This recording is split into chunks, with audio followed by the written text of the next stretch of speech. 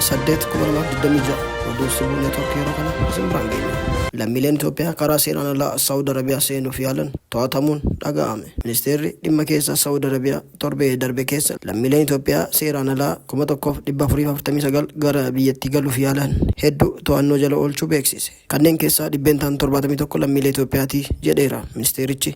27 hafan ammoo lammiilee Yemen yoo ta'an 202 ammoo biyyoota biroo irraa kan dhufanidha. Duula guraandhala 26 haga eebila 4 geggeeffameen namoonni 29 seeraan ala biyyaa ba'uuf utuu yaalanii to'annoo jala oolaniiru jedhe. Gama biraatiin torbee kana biyyattii keessatti tarkaanfii guddaa hayyama jireenyaa, nageenya daangaa fi sarbama seera hojjetaa irratti fudhatameen namoonni dhuunfaa 14,242 to'annoo jala oolaniiru.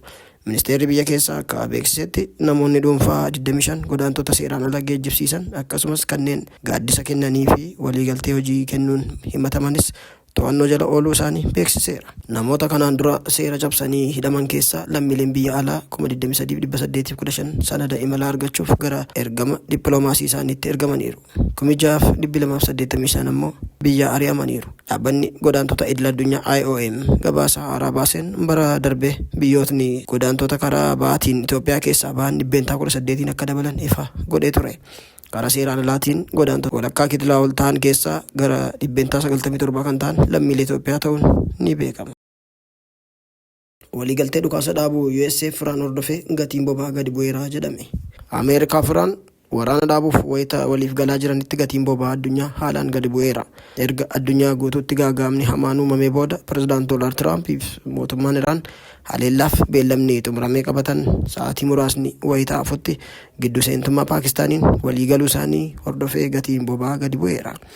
Waliigalteen dhukaasa dhaabuu yeroo gabaabaa fi ulaan Hormuz banamuun isaa gatii boba'aa addunyaa irratti jijjiirama guddaa fi hatattamaa fideera. Ameerikaa fi Iraan torban lamaaf dhukaasa dhaabuuf waliigalaniiru. Sunis kanaan dura gabaa addunyaa irratti jijjiirama guddaa fideera. Gatiin nagaa gara doolaaraatti yeroo jijjiiramu giddugaleessa Teeksaas dhiyaa WTI 18 gadi bu'uun doolaara 92.60 ta'eera. Boba'aa jiiktaa yookaan jabaa Brent 600 gadi bu'uun baarmeela tokkoof doolaara 340 ta'eera.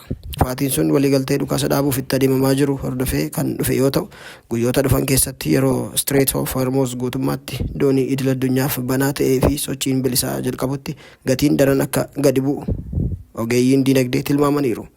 Erga guyyaa xumuraa Doonaald Tiraamp bu'uura misoomaa Iraan irratti tarkaanfii fudhachuuf yeroon kennan xumuramuuf ka'ee gidduu seentummaa yookaan maanguddummaa Paakistaaniin torban lamaaf yeroon waliigalteen irra gahamu kennamee sa'aatii muraasa keessatti gatiin boba'aa addunyaa kanaan dura ol ka'ee ture 14 hanga 16 gadi bu'uun doolaara 100 gadi bu'eera. Waliigalteen sun yeroof sodaa waraanaa guddaa kan qabbaneesse yoo ta'u, addunyaan xiyyeeffannoo guddaa marii jimaata Islaamabaad keessatti eegalamu eeggataa jirti.